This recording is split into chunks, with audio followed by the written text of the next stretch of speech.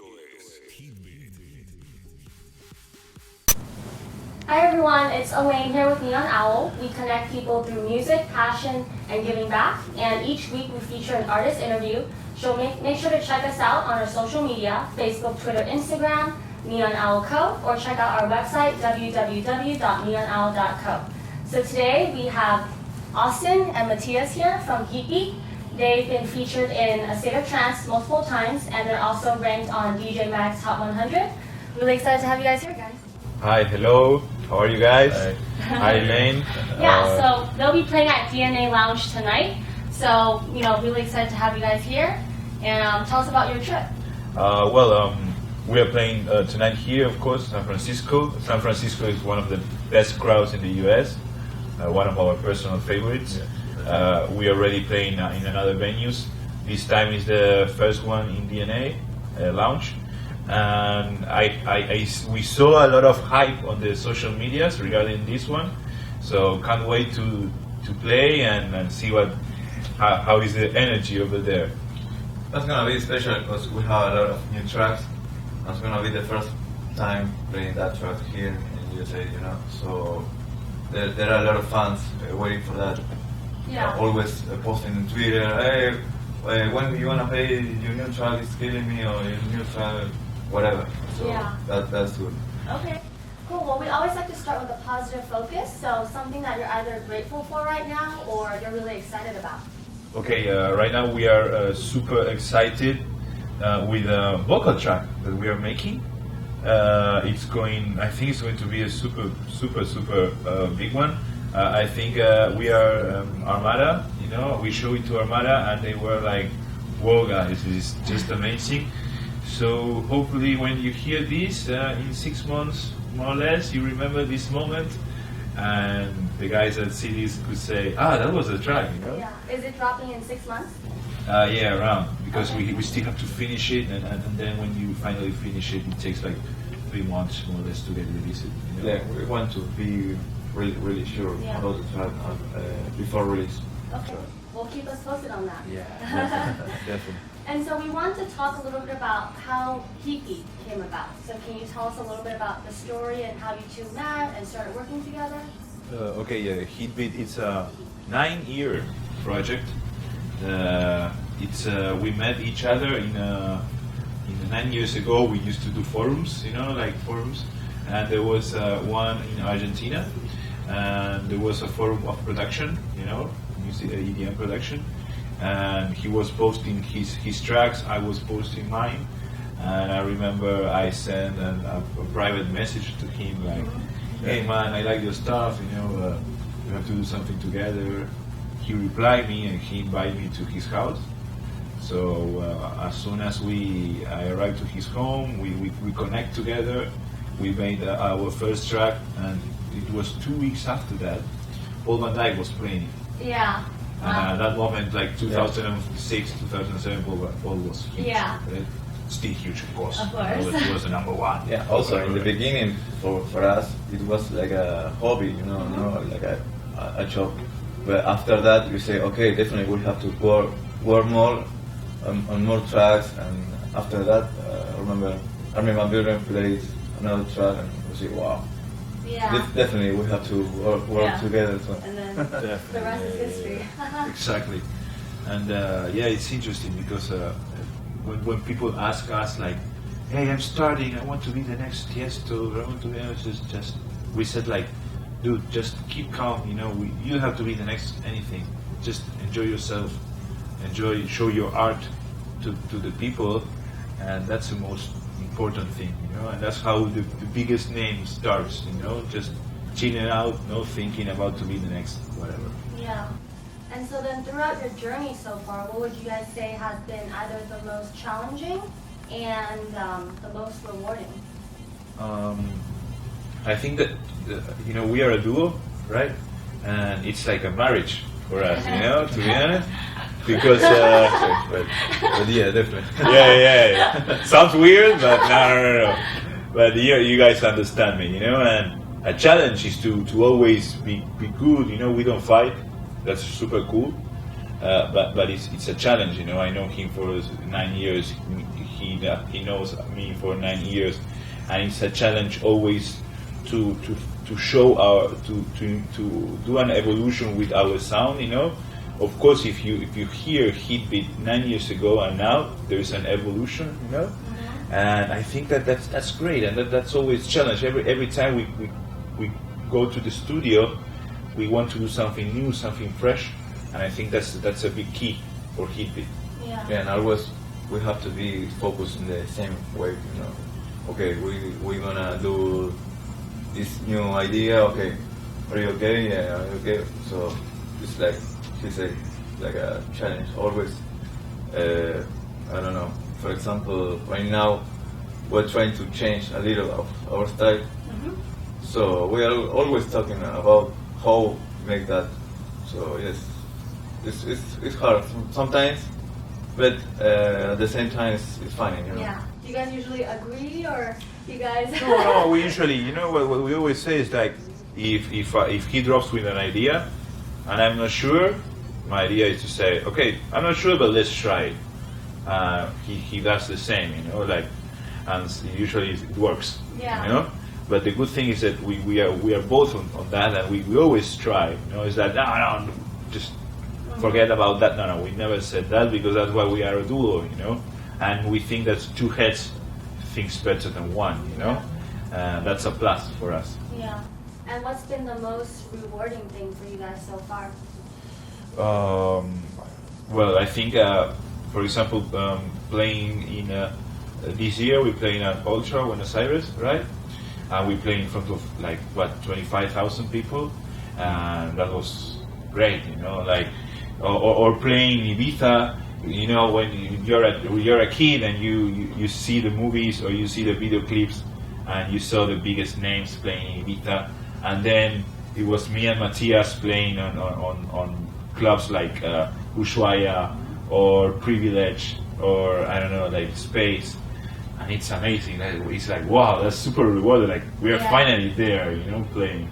Yeah. Also, for example, sometimes we play in in a little city in Russia, so far away, but there are a lot of fans, Heatbeat fans, that knows all our tracks. Yeah. And that's amazing. We say, wow.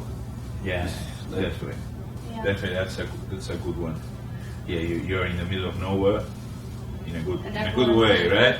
Like in a city that you didn't know, and you put your track is starting, and people is already screaming like they recognize it, and you're like, wow, like super cool, and that's. Yeah, we did a good job. Yeah. And then, so you guys have played at a lot of festivals, obviously, and a lot of shows. Is there a show that you guys really want to play at that you haven't yet? I think, we didn't play in EDC yet. No, not yet. Yeah. I think that's the only big one that we didn't play. So, Bugas over there. Yeah. But we almost playing everywhere. I think EDC is.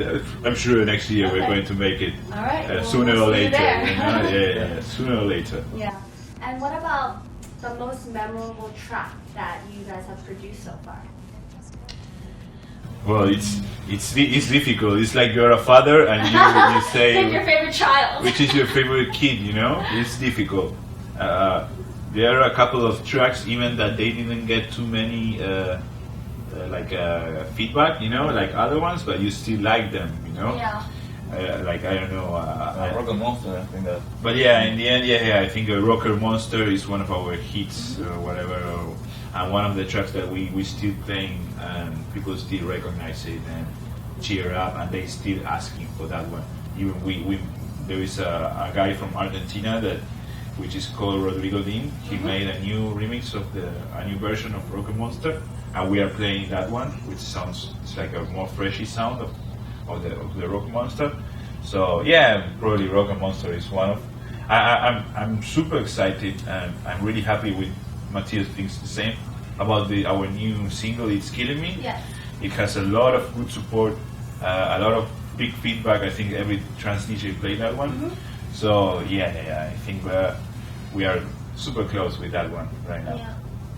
Yeah. And, also with this track, It's Killing Me, we try to back to the roots, but with a fresh sound also. and I don't know how many dishes Yeah, are playing right now. everyone. But that's right. Armin, Andrew Yeah, Rayel, we've been hearing that a lot. a lot of Yeah. dishes. So that's good. I think that's gonna be another memorial track in the future. And so your radio show, the Monster Radio Show, how did that name come about, or what made you guys decide on that? Well, we like this whole new thing about the monster. Our album is Global Monster. We started with Rocker Monster, right? And I don't know. I think our tracks, they're like aggressive. They're like for the dance floor. Yeah. So we imagine like a big monster, like I'm going to drop your head, do damage to Okay. the dance floor. It's like energy, like Yeah. energetic. But at the same time, it's like we used to do like dark melodies, So at the same time, like a monster dark energy, something like that, And I think just we put monster to the radio show. Like if you hear the radio show is like again, it's like always with energy, and I think it's just a good name, Just Yeah, it's just an idea.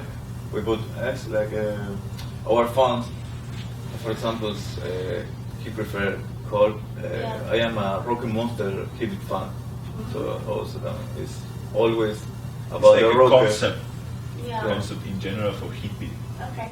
And for you guys' fan base, would you say that you guys have the biggest fan base in Argentina, or? Well, of course we are from Argentina, and over there we must say that we are big names, right? Right now we are like regarding Argentina names. I think we are the DJs that they are traveling more often, or the most busy guys.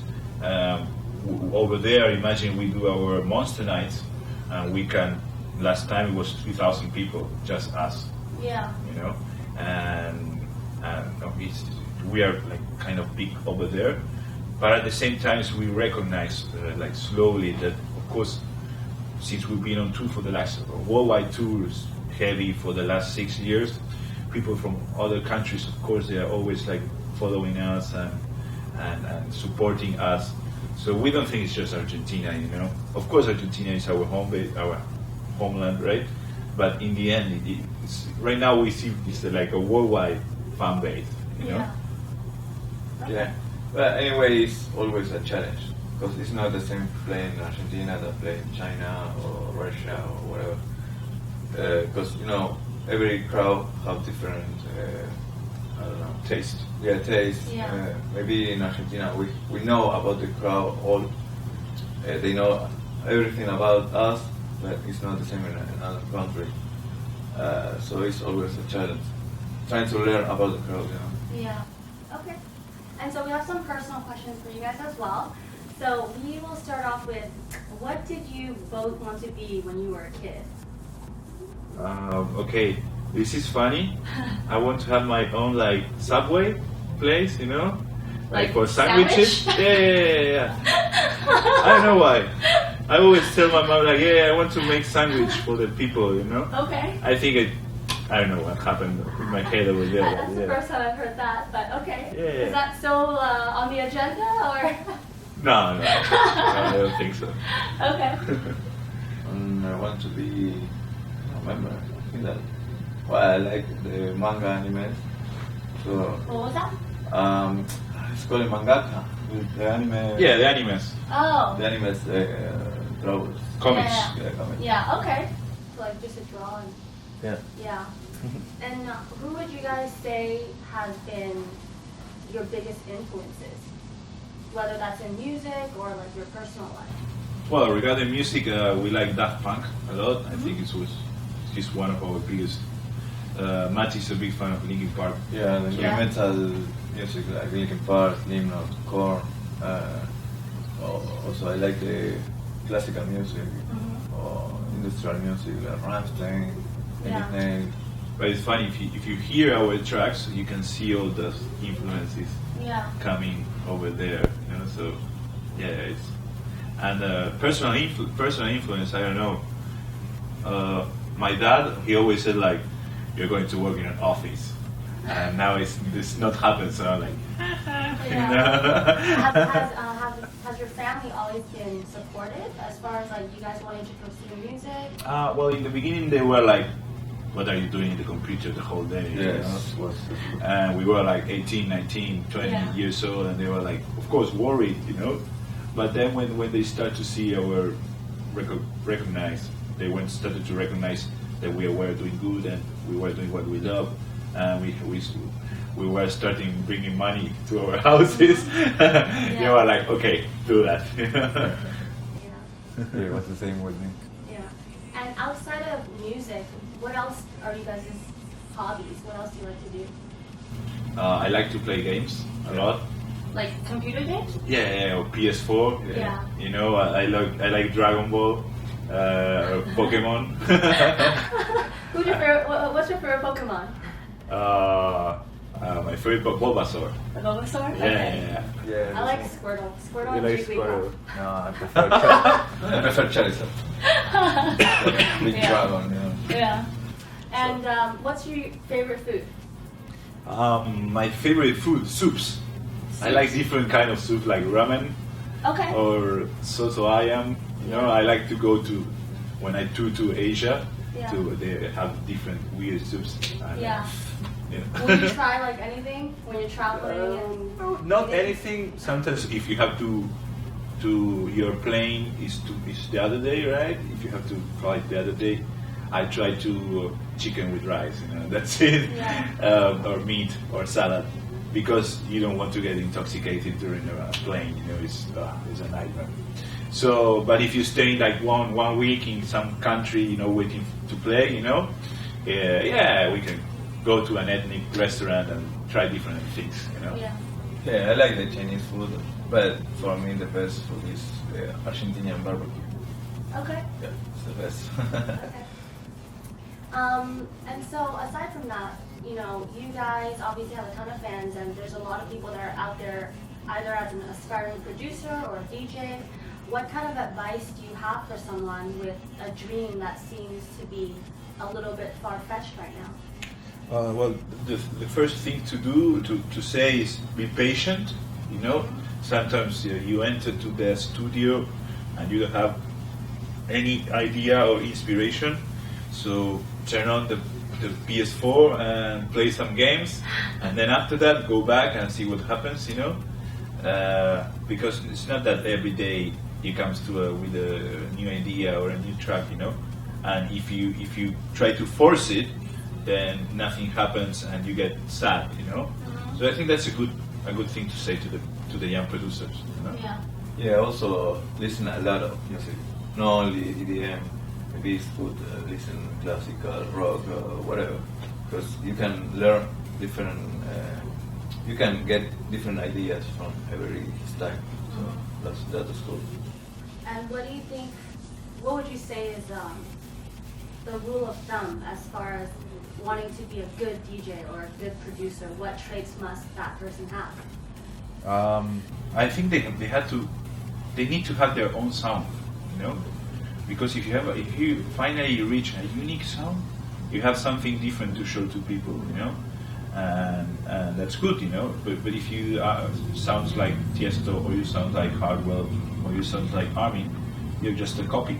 Yeah. So if you finally, which is not easy at all, but with the ears, if you finally get your sound, then you have to be super happy, because in the end you have to.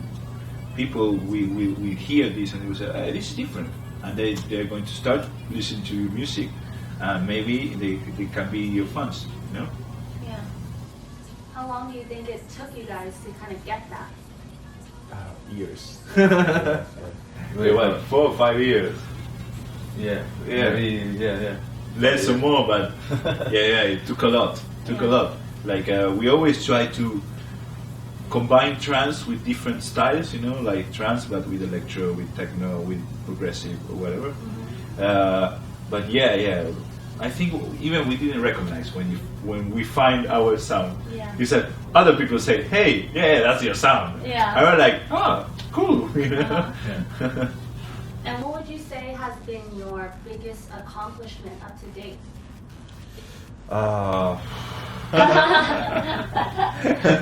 What do you mean exactly by It doesn't accomplishment? matter. It could just be like so far, like in your career or your personal lives.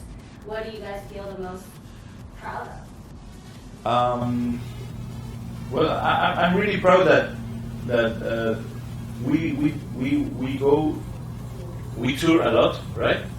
But I'm really proud that with all this fame or whatever, we keep simples. We keep things simples, like we don't have a big rider like cappuccino and super coke and diet thing or no, this brand of champagne. No, Yeah. we will keep simple, and that's good because it's good for us, it's good for the promoter, it's good for the fans, it's good for the agency, And yeah, we're just two normal kids from Argentina that we like to produce and we like to play games, we like to DJ and travel over the world. That's it, Yeah. Yeah, maybe sometimes the fans can be identified with us. They say, oh, okay, they are simple guys, no superstars or something like that. So that's Yeah. good. We have a good connection with them. At what point did you guys start, realizing that fans are recognizing you and stalking you, and how was that transition period like for you guys, if any? I think there is not a part that you say, Yeah. like we're stars, Yeah. Because you get used to. For example, I remember a couple of years ago, I was in the subway, and people was like, "You're Heatbeat," and I was like, "Yeah." Oh no. And for me, it was normal. And then I told, for example, to my mom, "Hey, they stopped me in the subway," and for my mother, it was like, "Wow, why did you tell me this?" Yeah. And And sometimes you can get free food.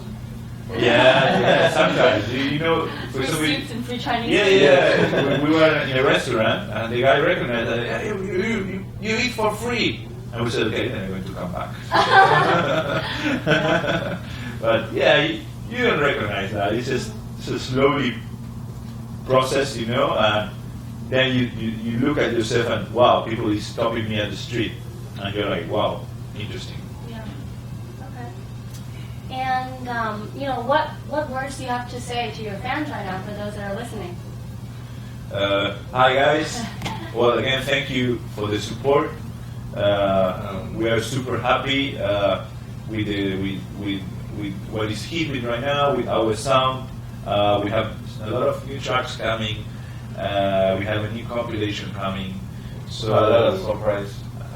Maybe new clothes, personally clothes, heavy clothes. yeah, we're dropping our own dress, our own Yeah. clothes. So you can check on the Facebook soon about that if you want to have the super brand T-shirt. Yeah.